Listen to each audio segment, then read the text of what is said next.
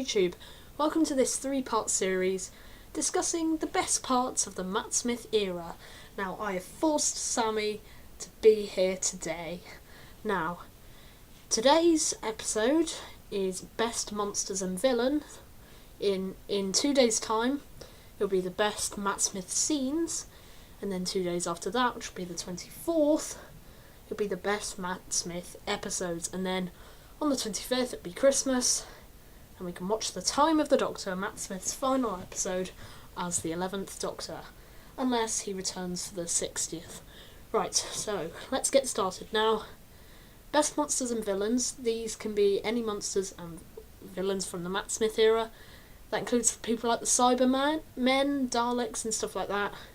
But if I'm to rank Daleks and Cybermen that have obviously returned, they will only be ranked on their appearances during the Matt Smith era and not from anything before the Matt Smith era or in the future. So, let's get started. Number 10 is the new Zygons. They were in the previous episode, the Day of the Doctor, and they were rather good in this episode. I mean, this was my first experience with the Zygons because I haven't got Terror of the Zygons. I haven't watched it yet. It came out recently. Haven't seen it yet. I knew that they were shape-shifting aliens, so already that's quite a clever idea. I've seen clips of Terror of the Zygons where they kind of just do a fade, like, animation, and then they've shape-shifted into humans, but I really like the morphing into different people, like when they morphed into Kate. That was quite cool, and just seeing the Zygons kind of morph like that was quite fun, and their whispery voice was quite good. They just they looked really cool as well, they with their prosthetics and stuff, so yeah, I thought they looked very good. Number 9 is Mrs. Gillyflower and Mr. Sweet. These were from the Crimson Horror, and I just really enjoyed these two villains. I mean, Mrs. Gillyflower you just loved to hate. She was just so despicably evil. She was just horrible, like with her daughter, niece, Ada. She was just horrible to her, and then, she was just deliciously evil. Wouldn't you agree, Sammy? Then Mr. Sweet was very cute. I just liked that animatronics, kind of like Sammy, who just went, "Oh, Mr. Sweet." Wow. Cute. It looks like I'm strangling him. Sorry, I'm not killing. No cats were harmed in the making of this video. It's just Sammy's very annoyed. I'll just put you over here. You'll probably walk off now. So yeah, they were brilliant, and well, the Crimson Horror was actually my favourite episode of Series 7. I just thought it was very fun, and to be honest, they really should get a spin-off series for Strax, Jenny and Vastra. That would be quite good, since Torchwood's pretty much cancelled, and well, so's Sarah Jane Adventures. We need a new spin-off, Stephen. Please. Right, next one is the new Silurians. Now, these first appeared in Series 5 with The Hungry Earth and Cold Blood, and this was quite controversial. I mean, a lot of things with Series 5 were quite controversial with people, because they didn't like the new design with the Daleks, didn't like the new design with the Silurians. So, people were controversial about it, but I really quite like them. I mean, they're the same species, really. Yeah, they've been changed a bit, and because they've changed drastically, that might be why the new Ice Warriors and the Zygons stay exactly the same. Sammy, can you open the door? Well, of course you can't, you're a cat. Right. Apologies. But yeah, but they were just the same as the old Silurians, just with a different look. They were just a different branch of the Silurian tree. I don't know how they... let's not go there.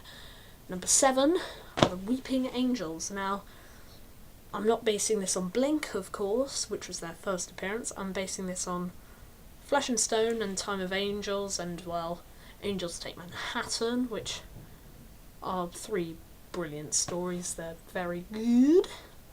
And, well, they introduced another controversial thing from Series 5, them snapping people's necks. Which people were like, oh no, you can't do that. They don't snap their necks. That's not allowed. But Stephen Moffat made the Weeping Angels. He can do whatever he wants with them.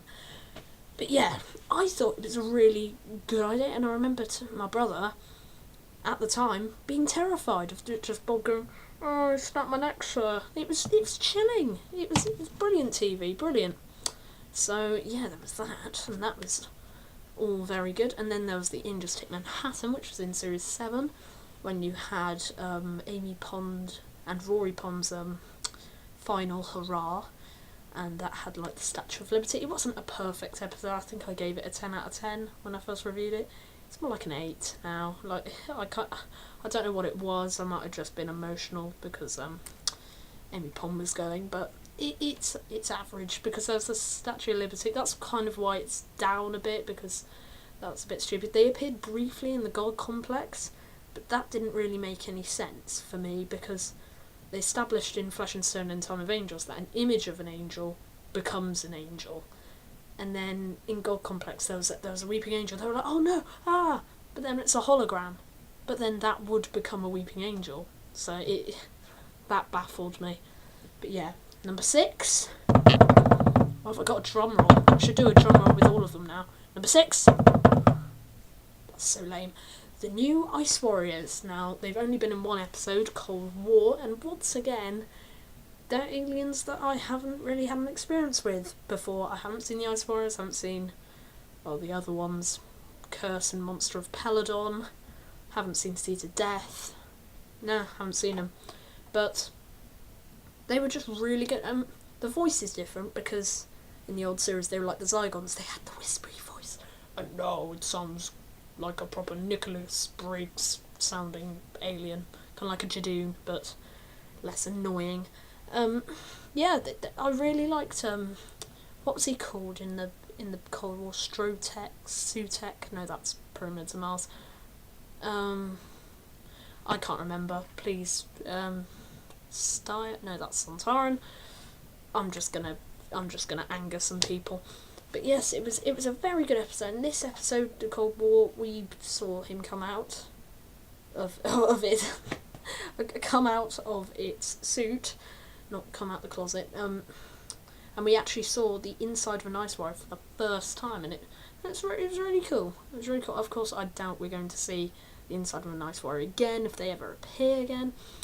And I just thought they were really chilling, and they had some really cool lines. It had some really cool lines in the episode. My only problem is, same with the Zygons, they've reintroduced the Ice Warriors and the Zygons. That's a lot of prosthetics. I hope they're going to be used more often. Like, I'm not expecting them to be, I don't know, in Series 8 with another Ice Warrior or a Zygon story.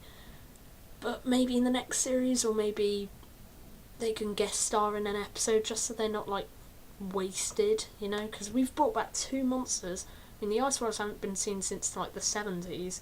The Zygons were only seen once with Tom Baker, you know? So it's a good thing to bring these aliens back and then have them for, like, more than one episode, you know? So, yeah, please bring them back.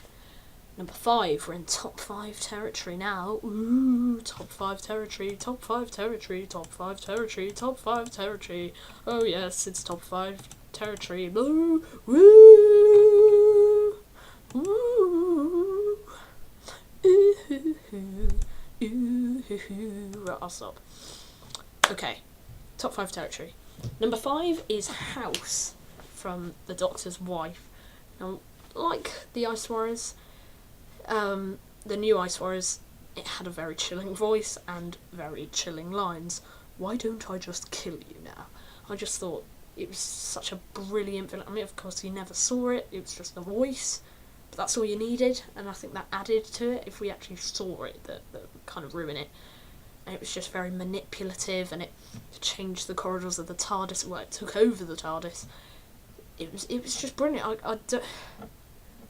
You know something's good when you don't have much to say about it. That's always the case. When there's something bad, you have a lot to say about it.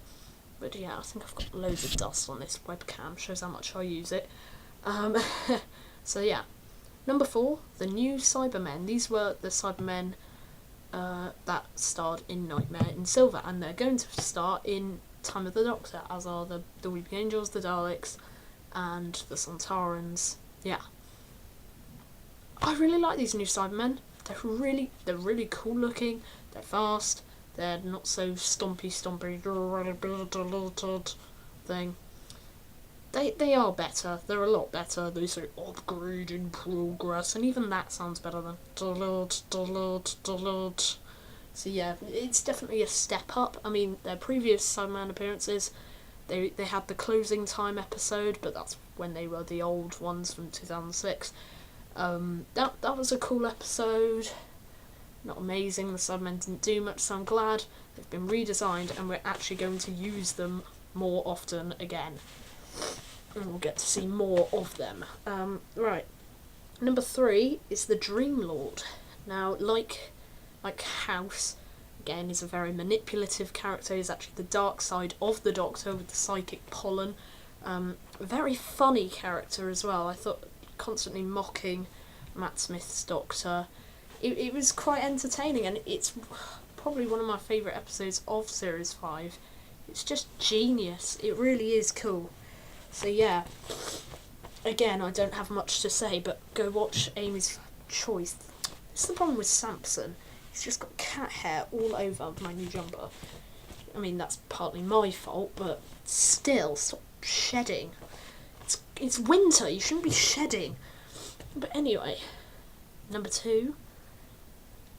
Oh dear, here comes the controversy. Number 2, the new Dalek paradigm. The ones from Victory of the Daleks. Again, another controversial thing from Series 5. Yes, the colourful Daleks, the Power Ranger Daleks, the Rainbow Daleks, Skittles, ha ha ha ha, so funny. I feel bad for these Daleks because they looked really cool. I liked that they were different colours and they had different classes, and they had that thing at the back which was going to be some secret weapon that we were going to find out, and then the Dalek Eternal, we didn't know what its role was, and we were going to find that out, but because people were so controversial about it, they've not been used. They're just... We only now have the white Dalek, the blue Dalek, and the red Dalek, and the red and the blue, they've been darkened, the colours now, and I just feel really bad for them, because they were really cool, and I really wanted to see them in action. It's kind of silly to put them so high, because in Victory of the Daleks they didn't do much, but they're just so cool looking, and they had lower, deeper voices. They just looked like they could kick the Doctor's butt. It just looks so cool, and I'm really sad, and I hope that the Daleks don't get redesigned again and we'll get some Dalek paradigm action, maybe in Time of the Doctor, maybe. Right, number 1, the best Doctor Who villain or monster during the Matt Smith era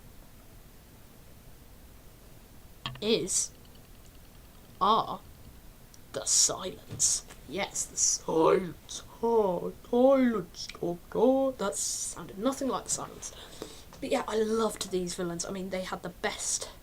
I mean, arguably, the 2-parter at the beginning of Series 6 was the best part of it. It really was. And then it just went downhill from there with the odd, very good episode from there. But then it always was followed by a bad episode. You had the Silence 2-parter, Curse the Black Spot. Doctor's Wife, the Ganger episode. Good Man Goes to War, Let's Kill Hitler. You know, it actually works like that. That's quite shocking. But yes, the Silence were just a brilliant villain, and I'm so happy that they're in Time of the Doctor. That's all I wanted from Time of the Doctor. I mean, of course, a good episode, but I really wanted the Silence back. And they're back, so I'm looking forward to seeing them in Time of the Doctor. And, well, I'm looking forward to Time of the Doctor. See you in 2 days' time with the best Matt Smith scenes. And please, do a video response to this video. I want to know your opinion.